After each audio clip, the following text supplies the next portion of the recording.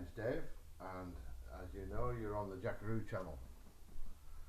So when I was doing my last video, which was my front and rear transmission oil changes, I took the front wheels off and greased my uprated ball joints on the new track rods. And in doing that, I noticed there was a slight bit of play in the wheel bearings. So what I thought was, today I'm going to go through checking the wheel bearings and adjusting them if we need to. So let's get on with it.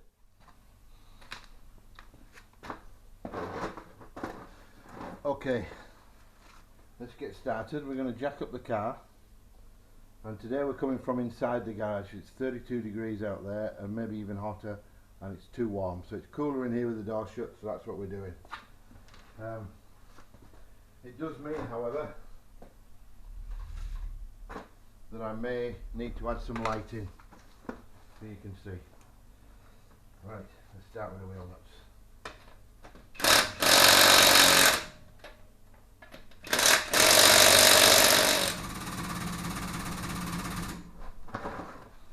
Today I'm jacking up both wheels, going across the cross member, and I'm going to lift the whole front of the car up.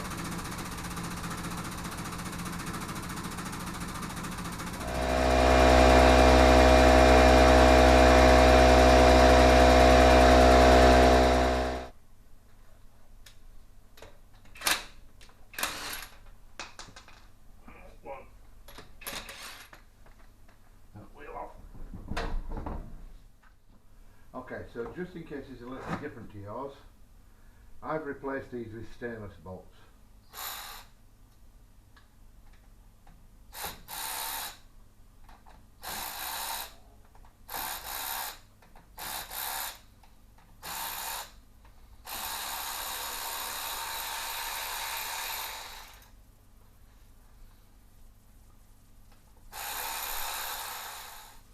That's the 6 10mm bolts removed. Now we can remove this assembly here. That gives us access to those bolts, which is this here, which is a 8H, whatever that means.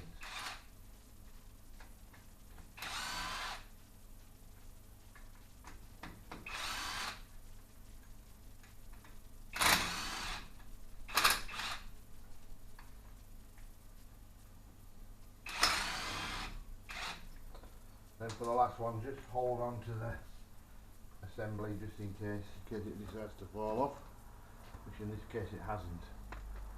So let's see if we get a bit more light on this. What have we got now? So now we need a pair of circlip pliers. There we are. So we're going with the straight ones.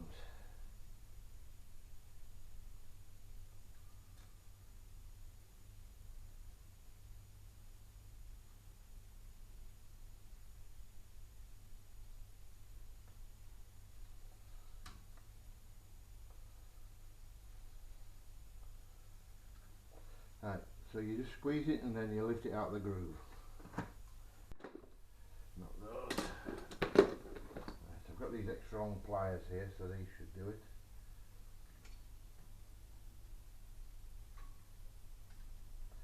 Right, so after the circlip there's this washer.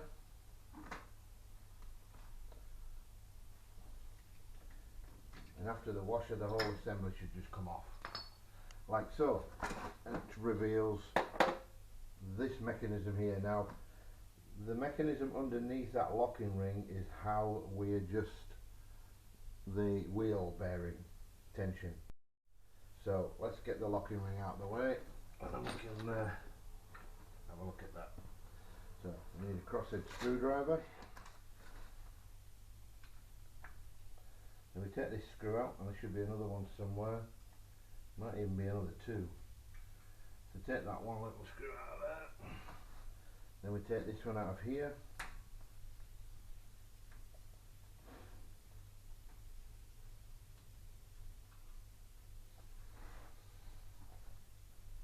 And then we take the one out the bottom.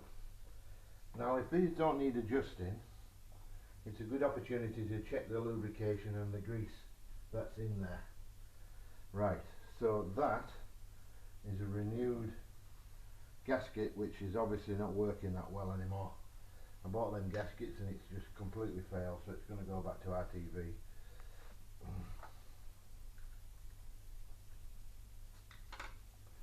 Now, the long pliers again. We should now be able to remove the locking ring, like so. Now you'll note that the locking ring has two tabs on it. They'll only go in one way, and that's how it manages to lock itself. So, okay. Now, I've got a chart somewhere to let me know what this should read. If you've got the Trooper manual, section 4C12 of the drive shaft system is where you need to be, and it tells you about preload adjustment. So what you'll need to get yourself is one of these cheapo luggage weighing scales, because you need to pull along this to check the preload. So it says new bearing, new oil seal, and it gives a preload, and then it says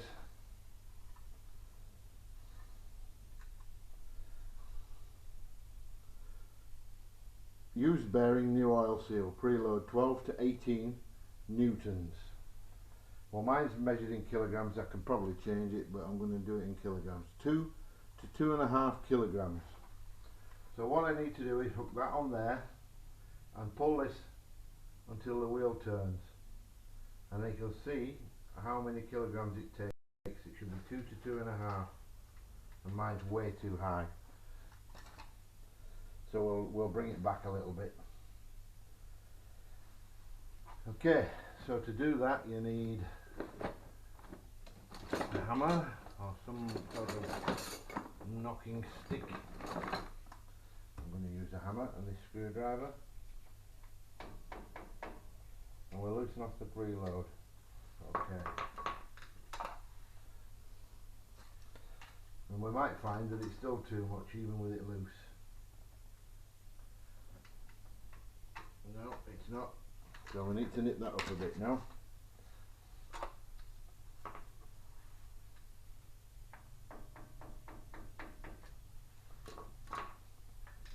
Now the issue you will have is the alignment of the screws on the locking plate.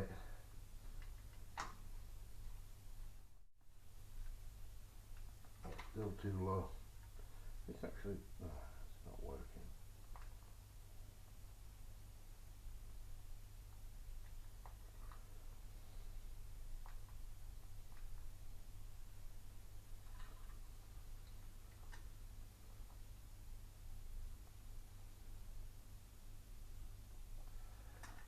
Too high.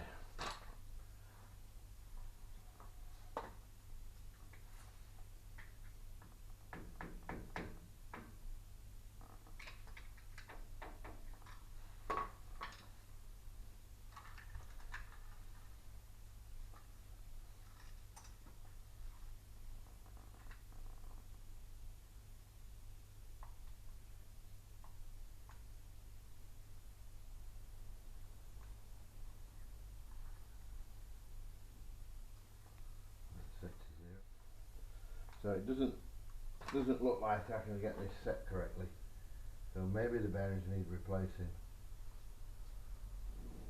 They do feel a bit rough, so I need to get some more.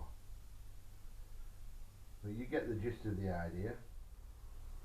Now if I take that out, I can take that hub off if I remove the caliper. Don't want to do that today. But I might undo it and have a look at the bearing greasing. Let's do that.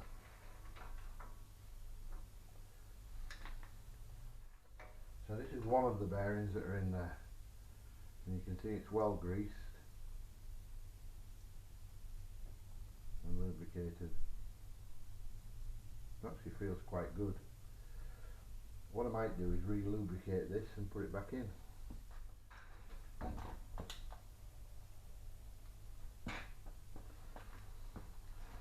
So the idea is here that you force grease into that channel there where my thumb is, and it comes through out the other side, and you know the bearings are lubricated inside. However, that's not an easy task. Now you can get a bearing lubricator. So this is a bearing lubricator, and the idea is that you trap the bearing in between, like so.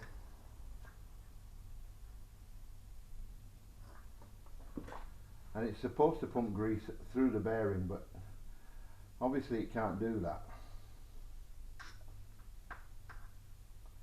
Because how does the grease get from the centre of this peg, comes out of a hole at the bottom, but how does it get into the bearing and lubricate it? Well, it can't. Not on this sort of a bearing lubricator anyway.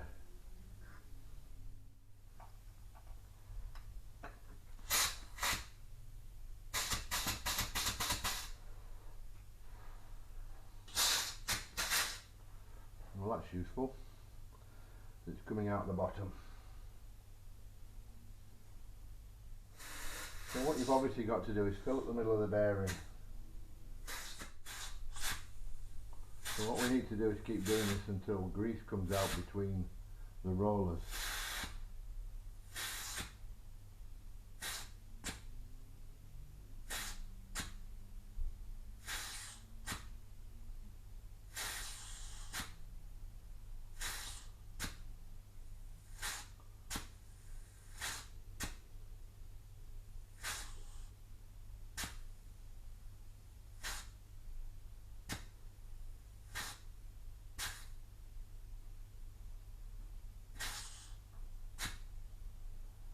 Now you can see it's starting to come through at the bottom. Can you see it in the bottom there? Yes, it needs to be trapped a little bit more.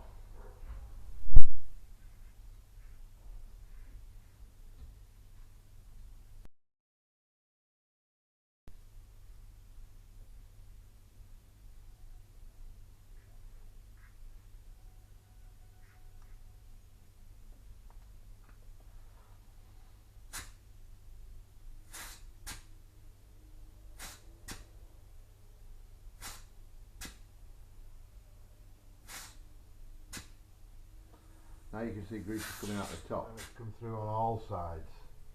That's how it.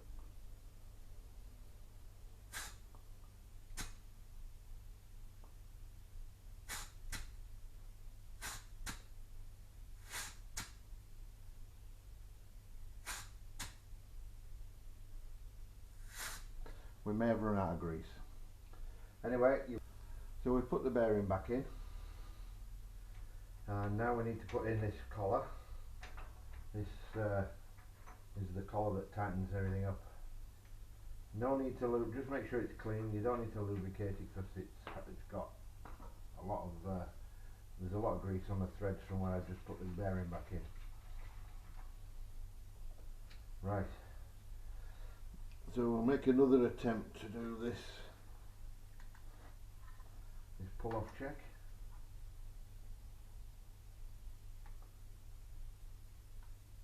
Actually, that's not far off. It's just starting to move at 2 kilograms. So we might see if we can get the collar back on.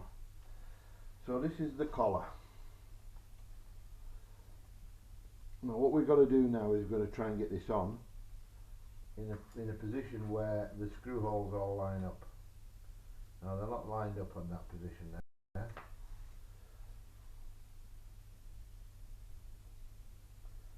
We'll take that back off again. Now we can try it 180 degrees out, and again the screw holes don't line up. So we need to do it again.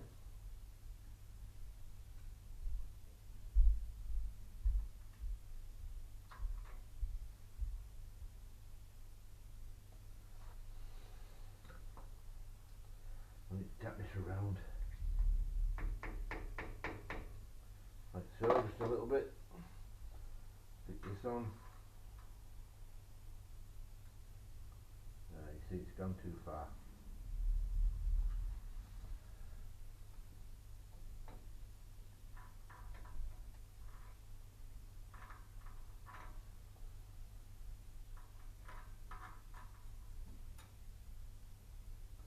It's not far up at that. I can see through the holes. Let's see if we can get the screws in.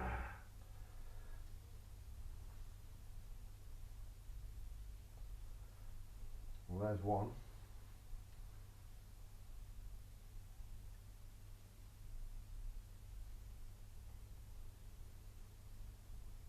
Two.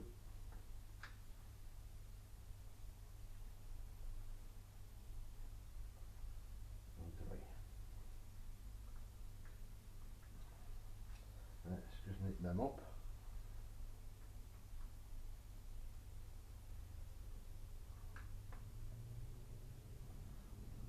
I mean, they're just retaining screws, so they don't actually hold anything on. So they're good. Now,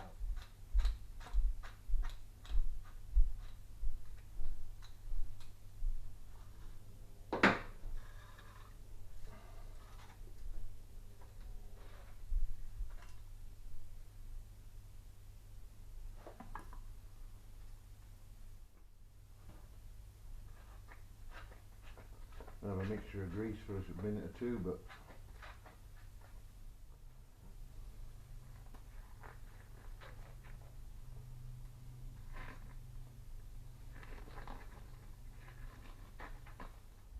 let's put this back together first.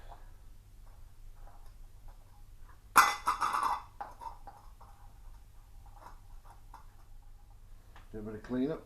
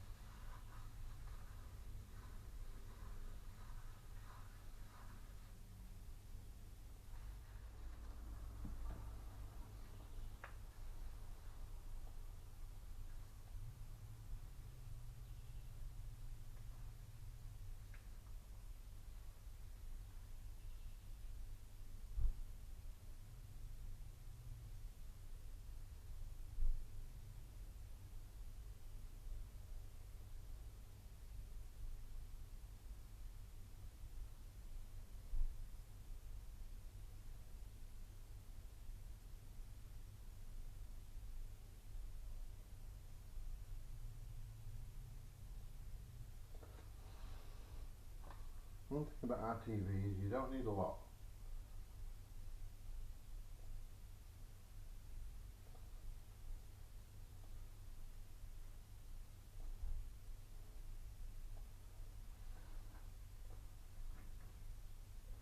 Now you need to line this up so that when you put it on, the splines line up with a hole, like such.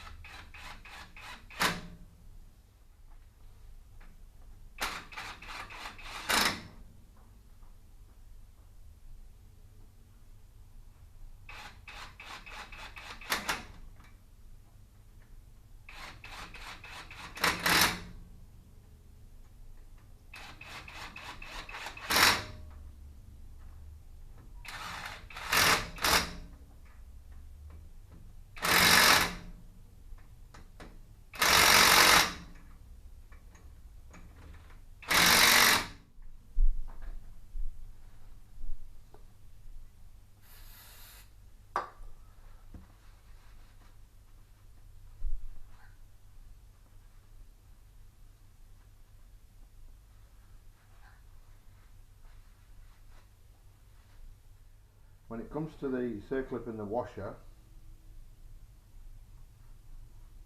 you can clean them up. Put the washer back on. And this is a circlip, not a spring clip as they say in America. That is a circlip.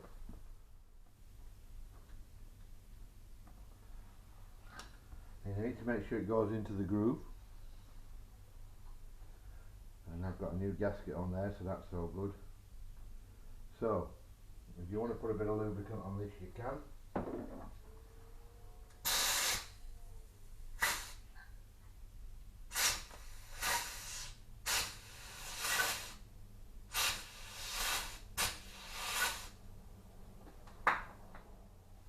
As long as this is returned back to the open position,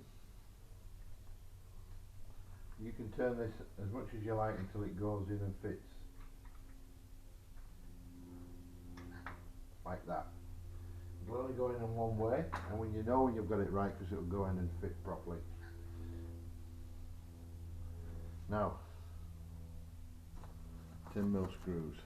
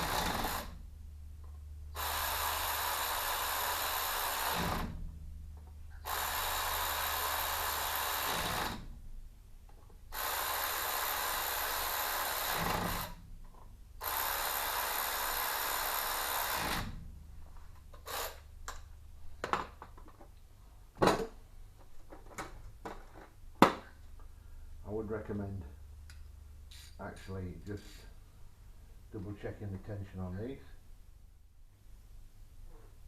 Just remember you're screwing into alloy, so don't go mad. Okay, so that's a good thing. We're all done there on this side. Let's see if we can get the wheel back on.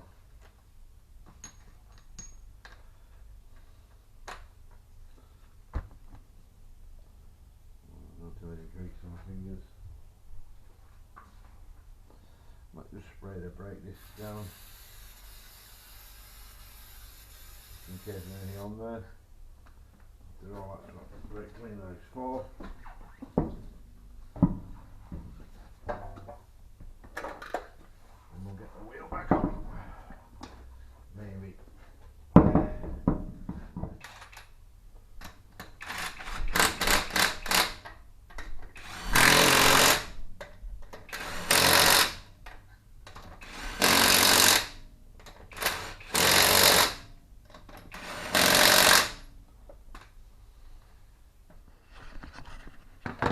The next video I do is going to be a transmission fluid change. But to check whether your transmission fluid needs changing, what you do is you pull out your transmission fluid dipstick and you drip some transmission fluid onto some clean kitchen roll type paper. Then you can put your dipstick back again. You can see what colour that is. Now if that was a dark colour I'd be worried about that transmission fluid. I'd change it straight away, but it's nice and pink and it's clean, so I don't need to worry too much about the transmission fluid. Even though I'm going to change it, it's in good condition, and that is probably because it doesn't get burnt. And the reason it doesn't get burnt is because in there I fitted a transmission cooler. Never had an overheating transmission since, so I would consider that if I was you. Well, that's it. That's the wheel bearings checked and greased and put back together. I just need to drop the car off the jack now, or you don't need to see that because that's not a problem. Any questions, give me a comment or something like that. I'm always up for replying in the comments, and I'll leave a description to these I think they're nitrile gloves or something, because when you're working on greasy and horrible objects, that's how you want your hands to be when you're finished. Thank you very much for watching, and I'll see you out there. Thanks for watching. Don't forget to like the video. And don't forget to subscribe.